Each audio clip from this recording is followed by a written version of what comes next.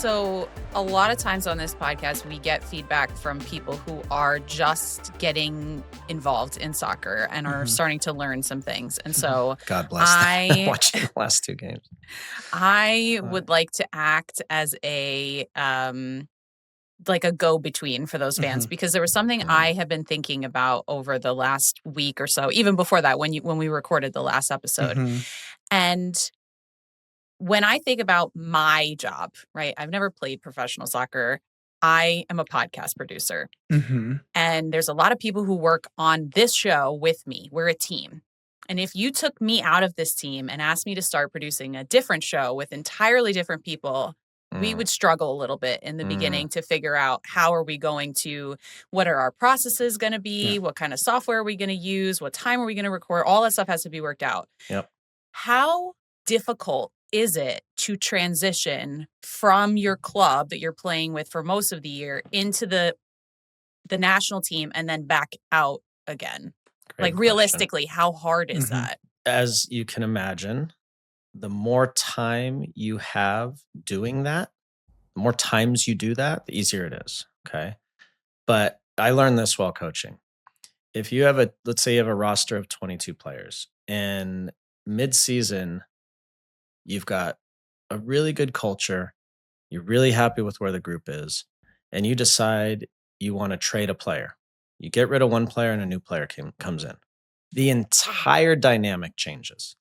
Everything changes because they're just human beings, right? So psychologically, the player who left might have been absolutely beloved by 14 guys. 3 guys might have absolutely hated him, and 4 were like, whatever. The new guy comes in, everybody loves him. Amazing. Or people are like, why'd you get rid of the other guy for this guy? He's not good enough. Whatever. So the whole dynamic changes all the time. And Bob Bradley was really good at this. He said early on, and I remember having a conversation with us, Tim. I don't know if you remember too, but he's like 15 of us. And he said, you 15 are coming into every camp. No matter what, you're coming in. You are my 15 core guys. The other 6, 7, 8 will fluctuate. But you guys are coming in, and basically, without saying it, you guys are playing every game.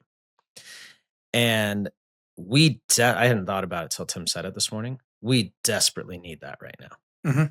Desperately need that. And this is it. The problem is right now, Mauricio Pochettino doesn't know who those guys are, because a lot of them he thought just showed him that the last 2 games. And he's like, whoa, I ain't putting my faith in that. So now there's a problem. And he says we have time, but yes, theoretically time. But like Tim said, these guys need to be on the field in these wars together so that when it comes to the World Cup, they're like, oh, I know what he's going to do. When I walked out the tunnel and I saw Tim there, I'm like, got it. Don't got to worry about that, right? Michael Bradley there, Clint Dempsey there, Josie there. I know exactly what to expect. So the question is a really good one. And the short answer is it doesn't take very long for you to figure out what's needed. I'm talking from a national team sense, right? Because here's what happened. So Landon and I played for Bruce Arena, Bob Bradley, and Jurgen Klinsmann. So together we went through 2 coaching changes, right? 2 coaching transitions. So what happens is the new manager comes in, and for the most part, 99% of the players are on their best behavior. They're attentive. They're doing. They're the teacher's pet. They're bringing an apple every day. Sure, God forgot. Okay, right. That's what you do, because you want to get in the good graces. You want to figure it out. And if you have a winning mentality, right, what you then start to do is, Landon, you can't. When the ball's on that side and Bees goes, you got to tuck in, right? Because I've been hearing the gaffer say that the whole time. I know Bruce said you could go, but this is a different manager. You got to tuck in. So then I have a responsibility, right? The center halves or the center backs or the wing backs or Landon and Clint have a responsibility to not only handle themselves, but to listen to what the manager is saying and start implementing that message within the group, right? And you do that over the course of, by the way, it's not rocket science. Football tactics ain't rocket science, right?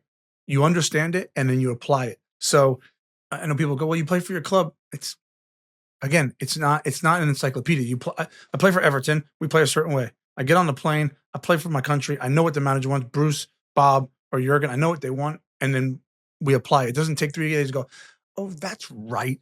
That's right. I'm not supposed to play that ball. That's not how it works. It's second nature. And so that application phase is what does Mauricio Pochettino want from us? These players are not confused by that. They know exactly what's expected. But what does change is the interpersonal stuff and the Mhm. culture stuff, Mhm. right? And Mhm. that's the part because they're good enough players to have beaten Panama Mhm. and Yeah. Canada. Yeah. But there's a mentality piece that's missing. Oh, yeah, of course. And so how Definitely. does that get implemented? I don't think it was even on Pochettino's radar. He was probably everything he's ever heard, seen, saw, Mhm. Mhm. listened to about American players was they'll run through a wall for you. Well, this generation won't.